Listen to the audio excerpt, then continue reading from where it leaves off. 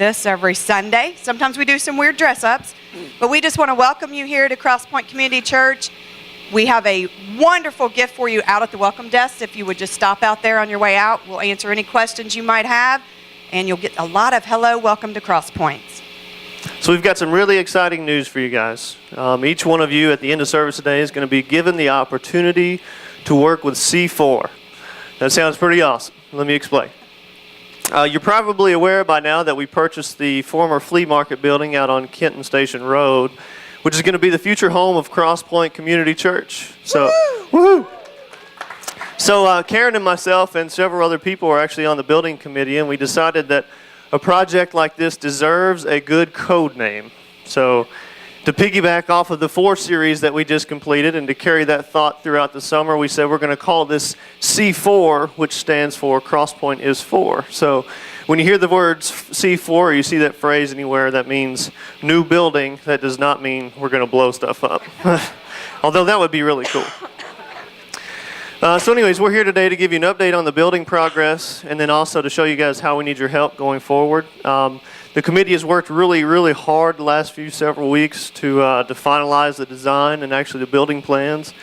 We've got a lot of materials ordered. Most stuff's on site, so we're ready to move from that planning and procurement phase. We're ready to go into execution, and that's where we need your help.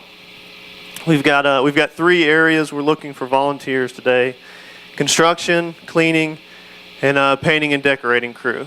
And so there's some important milestone dates that we need to mention. Our first service, actually, the first Sunday we'll have church service out there, is going to be June 1st. So that's right around the corner. But however, in order to meet that June 1st date, we need to have construction complete by May 1st, which sounds crazy. But we need that month of May because we need our media team to have plenty of time for checkout and troubleshooting on all their lighting, sound, and equipment, last-minute cleaning, painting, decorating, and then also to coordinate the big move from the VFW up there. So it's going to be a big, hectic month for us, but we want construction to be complete by May 1st. And so that's really why we're here. Because we've got 6.5 weeks until May 1st. We've got 11 weeks until June 1st. And a whole lot of work to get done before then. So, and if you remember a few weeks ago, we said in a 20-mile radius around Maysville, there's over 54,000 people that are unchurched. And that's what we're after. In a time where churches are known for what they're against, we're standing up and we're believing in what we are for, and we are for those people. We're breaking down that barrier between us and them, and this church is our avenue. That's how we get there. But we need your guys' help. We've got a lot of work to get done and so little time to get there. And so on your way out today, there's going to be several sign-up sheets. They're all the same, so you don't have to go look for one that says construction or one that says cleaning or one that says painting. You'll have the opportunity as you fill out your information over on the right-hand side, you can check which team you'd like to be a part of. And that crew leader will get in touch with you. And just so I could say this, there is no minimum skill required to help on this team. Okay, Karen's a jack of all trades. She's going to be doing a little bit of everything, and you know what? I just do whatever they ask me to do, honestly. But rumor actually has it that our pastor, Kevin Jack, was operating a concrete floor sander the other day. And now, if he can do that, I'm sure although there is no proof, I don't think anybody's verified the results of how he did, so we'll have to check that out. So anyways, there is no barrier there. Anybody can help us. We're looking for as many people as we can get. We've got a great plan going forward. We've got a good vision to get it done. And with your help, I'm confident that we can make that May 1st. I'm confident we can make that June 1st date, and we'll make this the best church around. So if you would, stop out on your way out today and look at one of those sheets. We would love to have you. Thank you, Logan. And with that said, we also have some safety paperwork out there when you go into that building, just to make sure everybody knows that there are safety procedures that we go through. You'll just have to sign a little sheet just to kind of control our safety measures out there. With that said, we will continue our series, Breaking Just a Little Bit Bad, with Grace.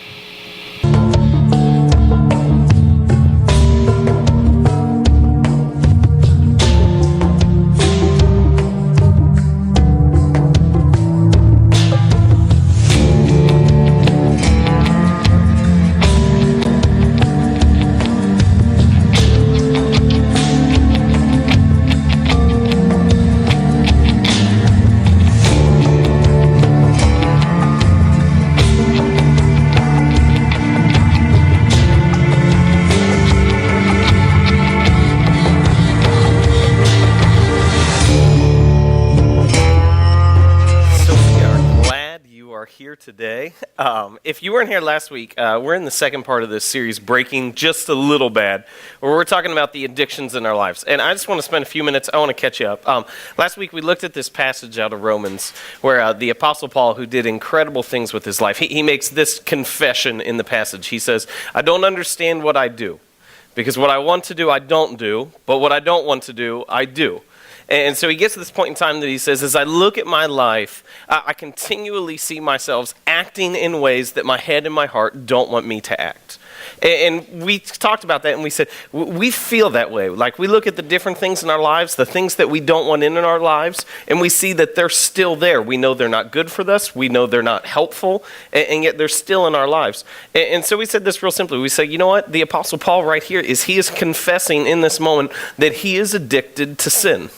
And so we said, if the Apostle Paul can confess that he's addicted to sin, I would think that all of us could come to that same confession as well. The man who wrote over half of the New Testament, so almost 25% of the Bible, if he's willing to say, I'm addicted to sin, then we could probably come to that same point in time. Now for those of us who were here last week, we talked a lot about a lot of different addictions that we may have along the way.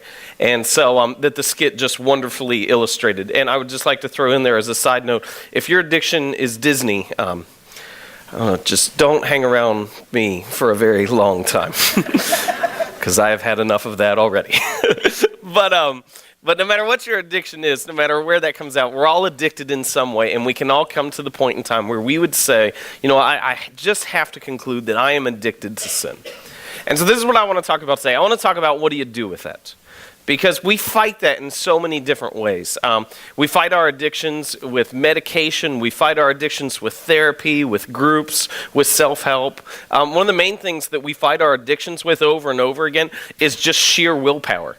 And we'll get these moments of clarity, and it'll just kind of be, I'm going to do everything I can to get rid of this addiction in my life. I'm going to try really, really hard to get this addiction out of my life. And we just, we exhaust ourselves in that, because we'll try really hard, and then we'll find out that we fail, and we'll try really hard again, and it won't work.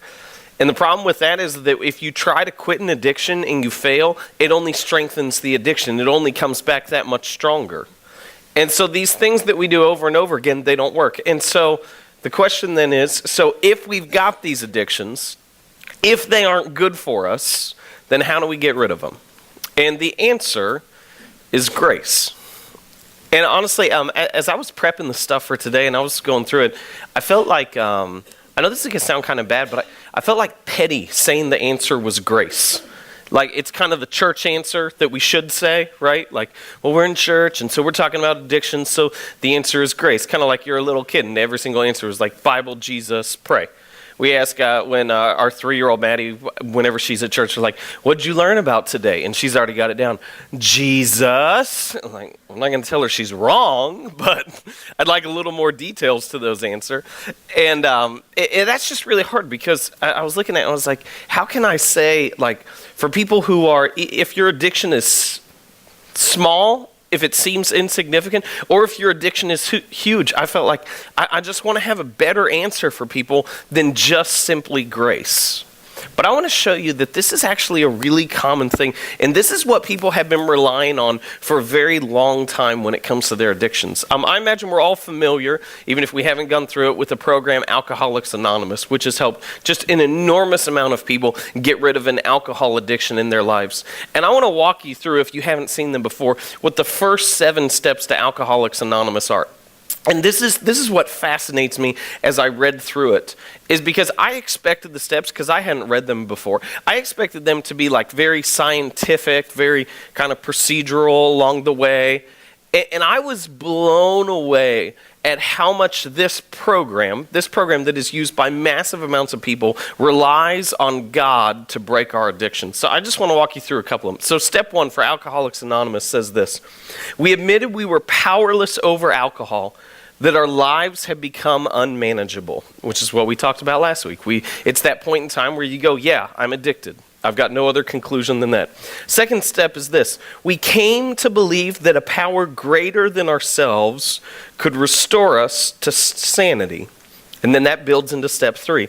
We made a decision to turn our will and our lives over to the care of God as we understood him.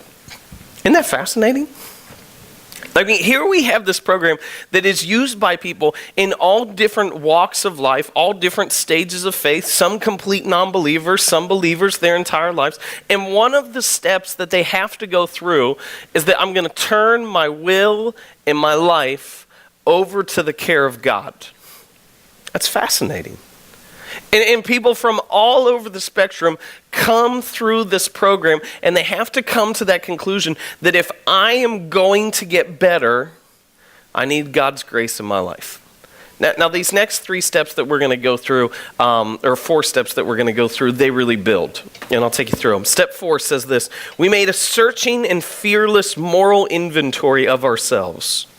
Then we admitted to God, to ourselves, and to another human being the exact nature of our wrongs. So what those 2 steps do, 4 and 5, is it gives us a picture of what our addictions are. And then you get to step 6, and that's we're entirely ready to have God remove all the defects of character. I want to pause there just for a little bit. So this is what happens in the program and in the steps, is people have to search the different areas of their lives and see, where am I addicted? Whether it's something tangible that you can put your finger on, is I'm addicted to this. What are the things you're trying to hide? What are the things you're trying to cover up? What are the things you're trying to explain? Whether it's something tangible like that, or if it's just much more of a general, I have to come to the conclusion that I'm addicted to sin. And so once people get a picture of what those things are, one of the steps in the program is you decide if you're ready to turn that over to God. Now, you don't actually turn it over. You have to decide that I want rid of this and I want to be done with it. I was blown away. Sometimes I get people come up to me after services, talk about the message, and sometimes helpful, sometimes not so helpful. But I had a guy come up to me last night who had been a part of an AA program and had helped lead one, done all these different things. And he just gave me these fascinating insights on it. He said that what happens in step 6 is after you've gone through it and you've taken the inventory and you've got that picture of what your addictions and what your sin is in your life, he said what happens is you go away for an hour to a quiet place and you look at the list and you look at everything that's there, and you have to actually decide if you want to get rid of it. And you pray and you do whatever you can throughout that, and you have to actually decide if you want to get rid of it. And that's the question that I want to pose to you this morning. Do you want to get rid of it? Like, do you really want to be done with it? Whether it's something tangible, whether it's sin in general, do you really want to be done with it? Because this is what happens so often in our lives, is we get these addictions and they've stayed there for so long that we become used to them. They make us comfortable. They make us kind of settle in and feel okay. And I think one of the most important things is we have to actually decide, I don't want this anymore. I don't want this anymore. You see, it's fascinating because I think we live in this scale where we're constantly, we do things to make ourselves feel more comfortable with the things that will destroy us. And so, like, we'll surround ourselves with people who have similar addictions as us, and usually surround ourselves with people who have addictions worse than us, so we never feel like what we're doing is that bad.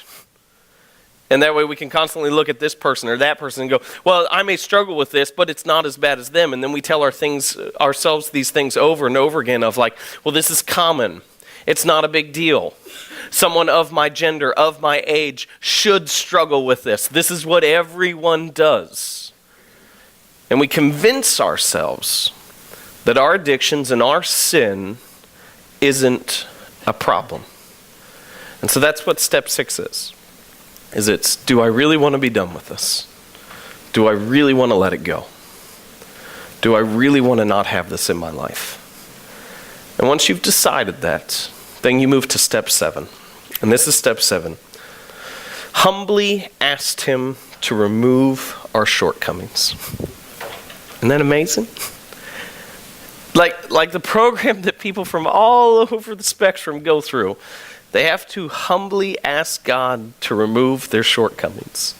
When the AA program was first written, what they actually did, they had to remove this language because they thought it would be too offensive to people. But it was originally written as, on our knees, humbly asked him to remove our shortcomings. That was the original language, and they took it out because they were afraid that it would offend too many people. But that's how it was originally designed. That once you got to that point and you said, my sin, my addictions, I don't want them to be a part of my lives anymore, that we got on our knees and humbly asked God to remove our shortcomings. And this is what I want you to see just from going through that, is that a program that has helped tons of people from all different spectrums of faith, the thing that it relies on is God's grace. And I struggle with that because I kind of get in the boat sometimes where, like, if something happens in someone's life or they're struggling, and I'll come to them and be like, well, is there anything I can do to help? Is there anything I can do to help? And they'll be like, well, yeah, pray. And this is my response. Is there anything else I could do? Like, oh, yeah, I'll pray, but is there anything, like, real tangible that I can go through that I can... I don't know. I just feel like prayer is, like, I know it helps. I know it does something, but I want to do something more. And what this program shows so simply, and this is the thing I struggle with as well, is we go, okay, addictions, we need God's grace. And it's like, could there be something more? Like, could there be like another step or something on top of that? Like, okay, we need God's grace, and we need to do these things as well. But this shows us, you know what? It's grace. And so what is grace? This is the best way that I could define it. God's actions on our behalf. Grace is God's actions on our behalf. Now here's the really tricky thing, and this is going to get confusing just for a little bit, is that in terms of, like, if I were to tell you, okay, to get rid of the addictions, to get rid of the sin in your lives, you need God's grace. Like, before we got to that point, if this is where things kind of get divided, if you're like brand new and you have never been in church before and you just came because someone invited you along the way, we're glad you're here. But when I say God's grace, you're just like, okay, what does that mean? Now, if you've been in church your whole life, this is your response. You need God's grace. Okay, yeah, God's grace. I don't really know what that means. Because we grow up and we sing songs like Amazing Grace. But we never really talk about what grace is and what becomes of it and how it gets into our lives and how it affects us. And the reason why is because you can't really define grace. You can't really put a finger on it.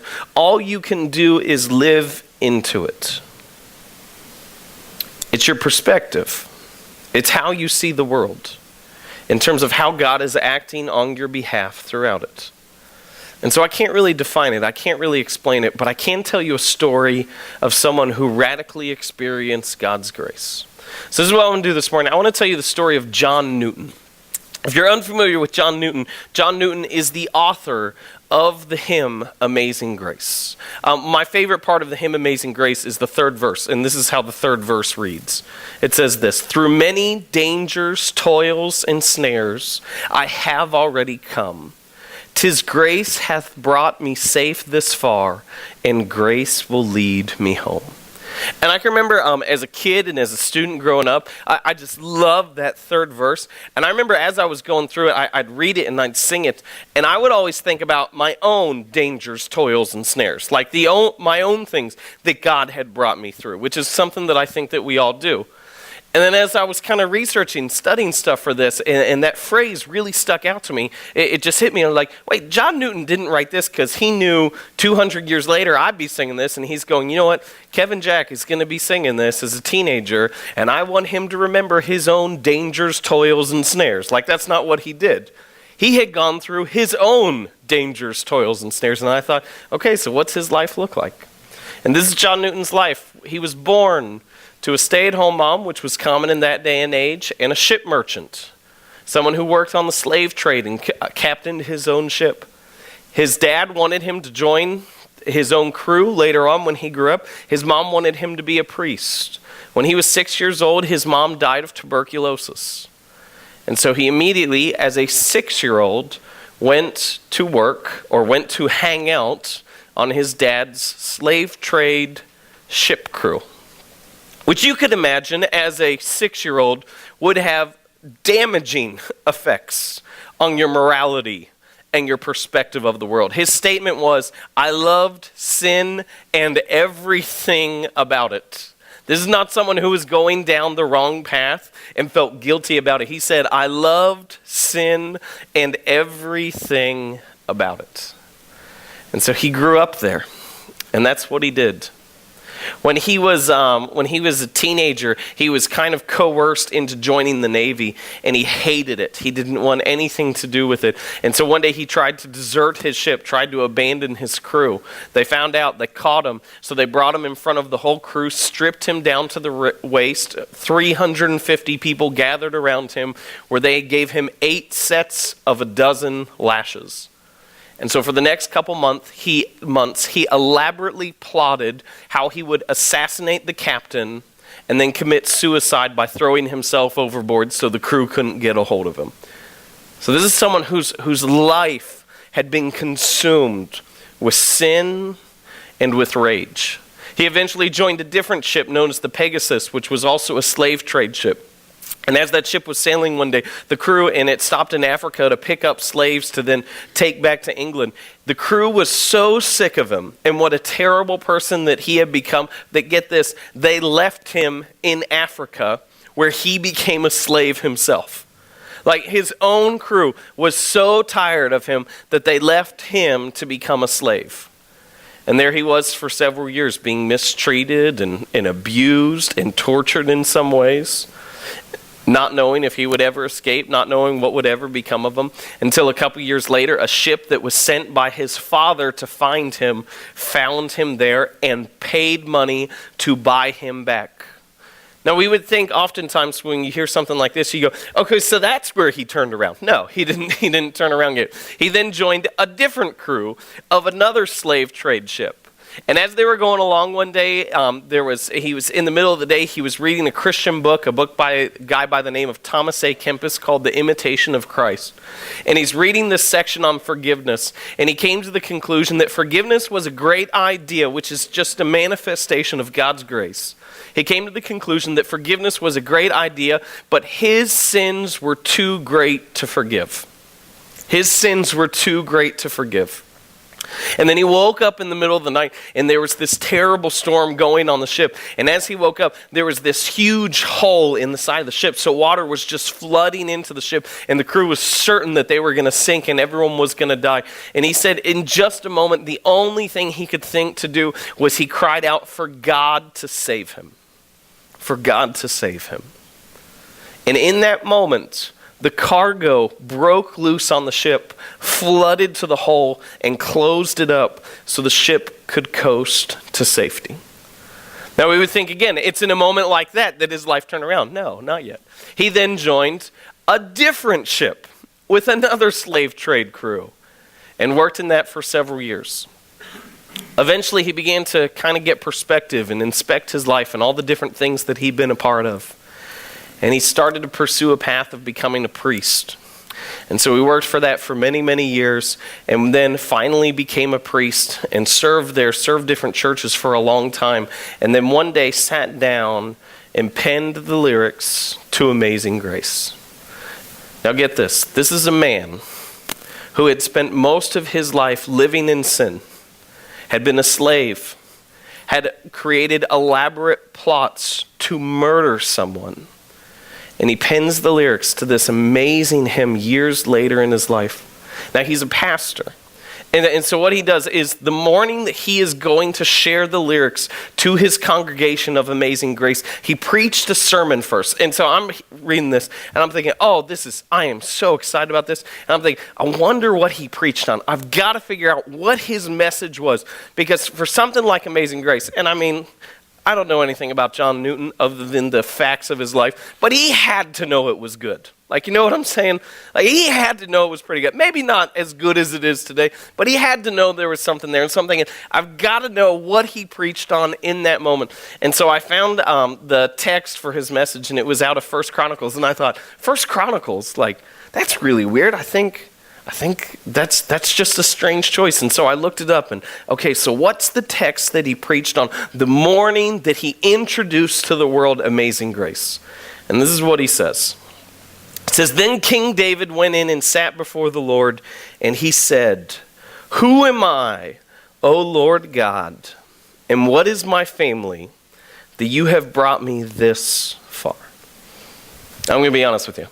I read that, and I thought, major letdown. Like, my goodness. And then this is where it gets really idiotic, is I thought, if I had written that, and I got to preach a sermon, I'm thinking, I wonder what I would have done. So I'm going through different things, and I'm thinking in my head, like, I could have done better. Like, I'm pretty confident I really could have done better than him. And then it hit me. I thought, no, grace is not about that. Grace is not about elaborate displays. Grace is simple. And I thought, that is the essence of it. Who am I, O Lord God, and what is my family that you have brought me this far? Let me be personal for a second, and then I'll bring it back to you. I look at my own life, and I look at where I'm now, and the things that I get to do, and the things that I get to be a part of. And there are so many times that I get caught up in me, and I look at other people and I think, in moments of weakness, I think, well, why do they have that? Why do they get that? Why don't I get that? Why are they enjoying this and I'm struggling? Why are they doing this and I'm working this hard and they don't? In moments of weakness, that's where I get. But then when I look at where I've come from and the things that I've done, and you need to understand on the way, like by the world's standards, I have not had a crazy life. I've had a very ordinary, simple life. Like, if anyone ever wrote my biography, it would be like 5 pages, and I would insist that it would be a pop-up. Otherwise, it would not be interesting at all, okay?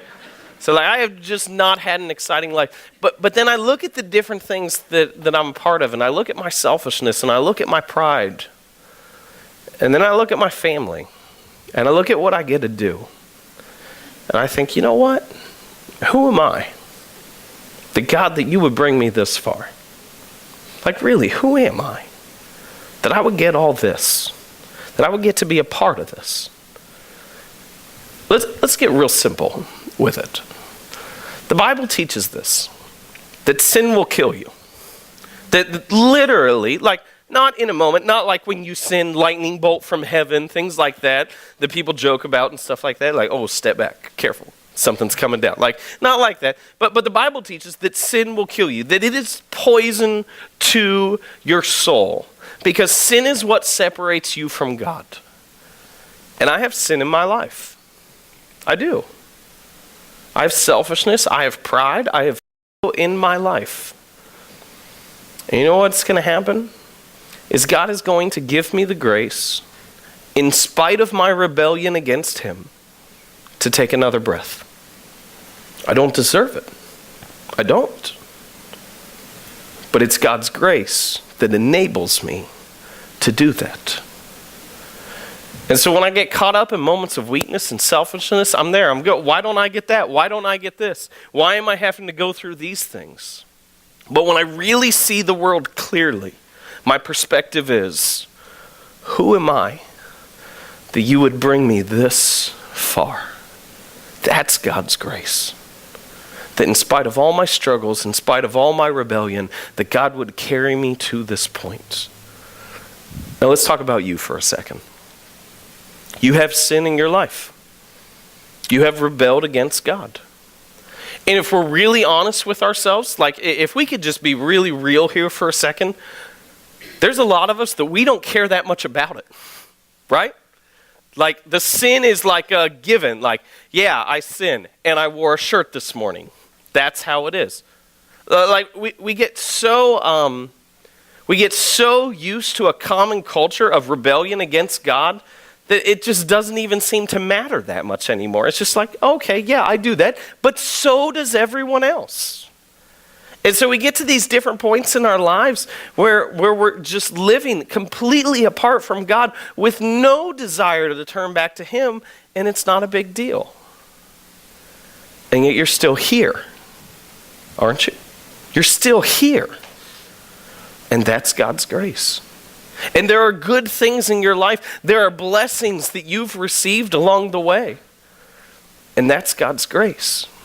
And if we're really honest with ourselves, sin will kill you. and you're about to take another breath. And that is God's grace. But then we get this really ridiculous notion, this just crazy idea in our lives that we go, oh yeah, God, you have brought me this far.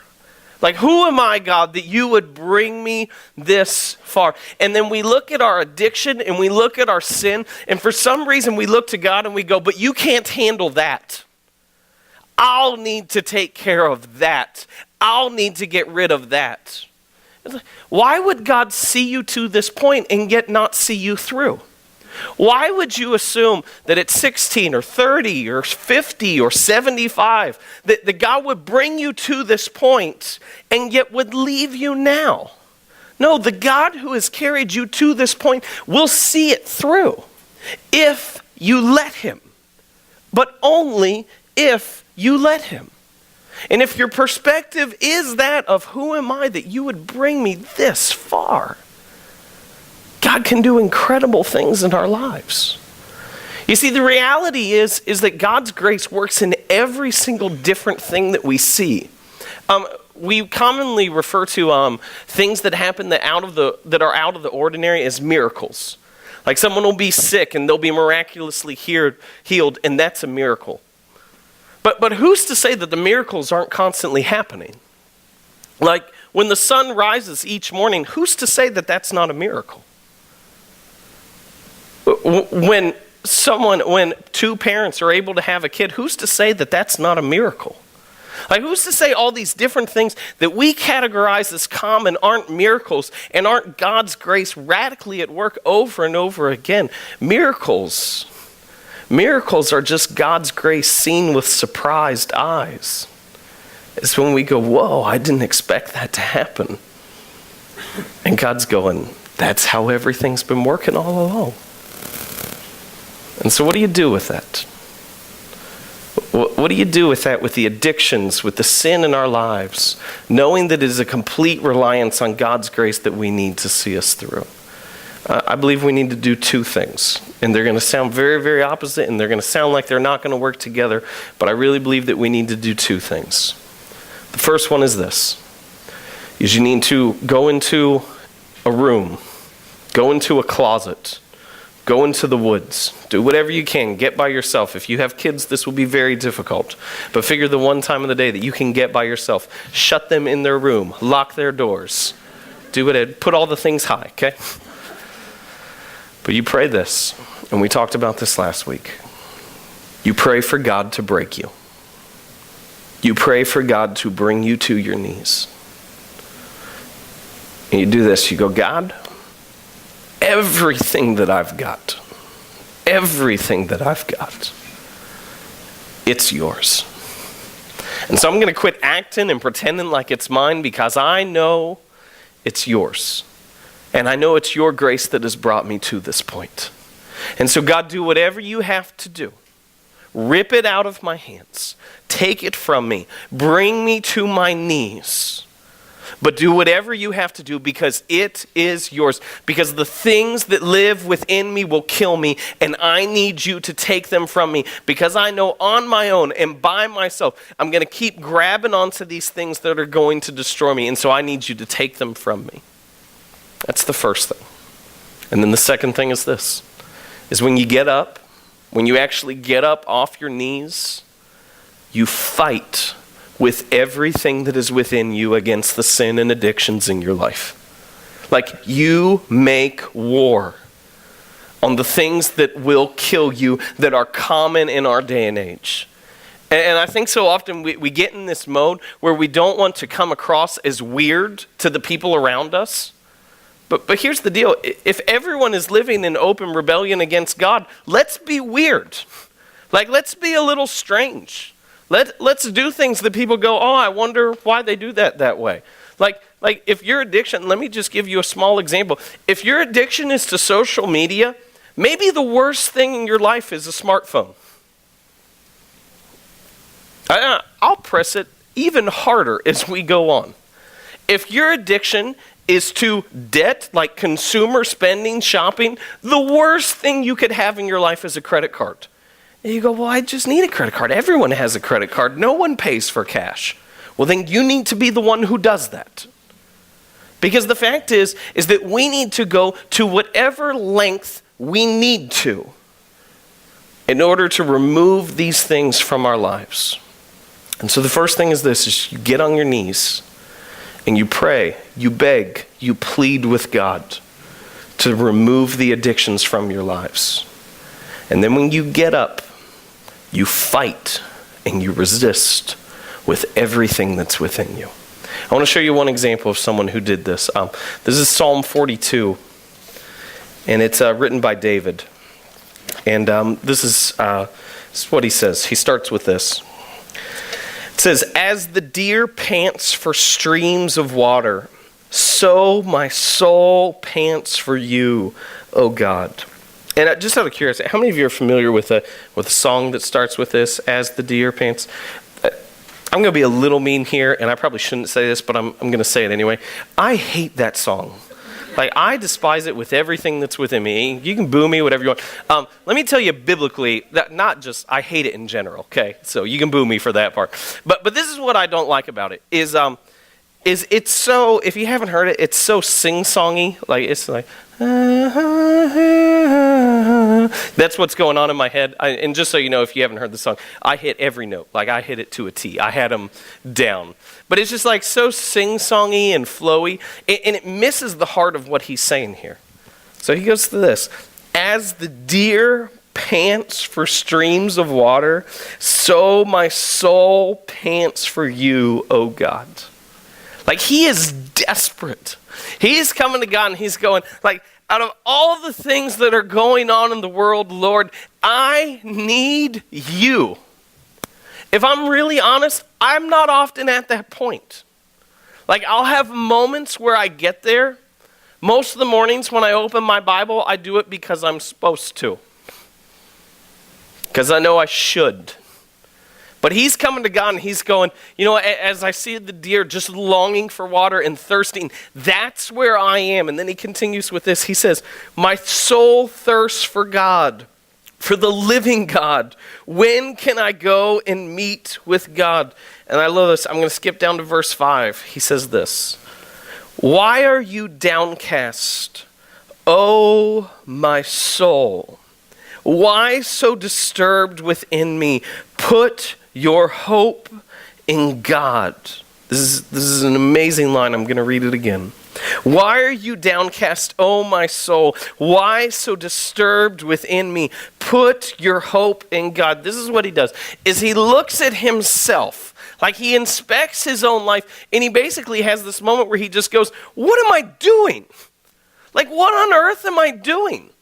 I know this is how I'm supposed to act, and yet I continually do the things that I'm not supposed to do. What am I doing? And so he pleads with his own will. Like, we have internal arguments in our heads, stuff like that all the time. He is pleading with his own soul. He's saying, soul, what are you doing? Put your hope in God. We need to do this. Put your hope in God. And then he continues with this. He says, "For I will yet praise him, my Savior and my God. My soul is downcast within me. Therefore, I will remember you." And I think that's the key part. I will remember you. And I think this is what it means to live in grace. Is it's understanding that no matter how bad my life is right now, no matter how many struggles I may be going through, no matter how many issues I may be dealing with, no matter what crisis is at my door, that it is God who has brought me this far, and God will see me through. That it is God who has brought you with all your sin, with all your rebellion. And the people who are around you may say, you're a great person. And you may be. But you're still sinning. And you're still living against God. And it's going, in spite of all that, it is God who has brought me this far. And it is God who will see me through. And so in my moment of need, what What I need more than anything else is His grace in my life. I can't explain it. I don't understand it, but that's what makes it so amazing. Let me pray for you.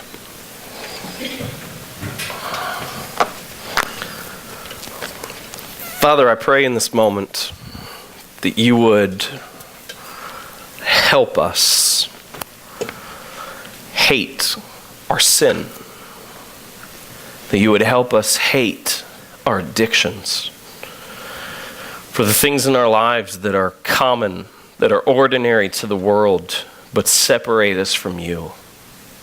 Help us to see those for what they really are, as the sin that will kill us, as the thing that causes us to rebel against you. And so, Father, as we've spoken, as we've talked together, I pray these two things. I pray that you would enable us to have a fearless surrender to you of all the things in our lives, of all the things that are our addictions, of all the things that are our struggles, no matter how good or how bad they may be. And Lord, I pray this, that once we've done that we would make war on the sin in our lives, that there would be no step that seems too far, there would be no effort that seems too great, but that we would understand that we cannot be separated from you, because you are life, you are hope, you are truth, you are the source of everything good in our lives, and it is you who have brought us this far. And so, Father, let us turn it over to you, and when we rise up off our knees, let us live a different way. And I pray this in the name of your Son, Jesus. Amen. Heart, Lord. So why does my heart sometimes question who you are, or even where you are? Why does my heart sometimes feel so hard and so cold? Desperately trying to find you and craving who you are, but I can't even find you in the darkness. Why does my heart doubt your very presence sometimes? I know you are here, but I just feel so defeated. Like I'm in a desert, so lost, so alone, so thirsty. But I know that if I fix my eyes on you, God, that soon I will be praising again. When my soul is in despair, I just rehearse everything that I know about who you are. Because you are Father, Creator, Sustainer, Life Changer, Pride Breaker. You are worship, devotion, the object of my emotion. To whom can I compare to you? You are my place of refuge. You are my fortress, my rest, my grace giver, my righteousness. You are friend, believer, savior, redeemer. You are today, tomorrow, and the next day, and the next day, and the next day, and the next day after that. You are truth. You transcend old age and youth. You are timeless, priceless, lightness and darkness, greatness, goodness, sinless. And in a mess like my life, you see righteousness.